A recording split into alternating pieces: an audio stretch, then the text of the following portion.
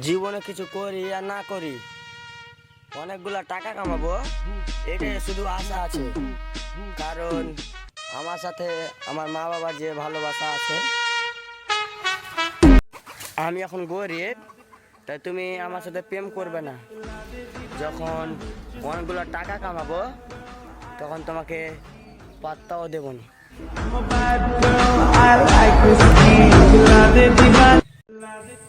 আমি জানি ছেলেটা দেখতে আমি কালো, কিন্তু আমাকে বউ লাগবে পরীর মতন ভালো।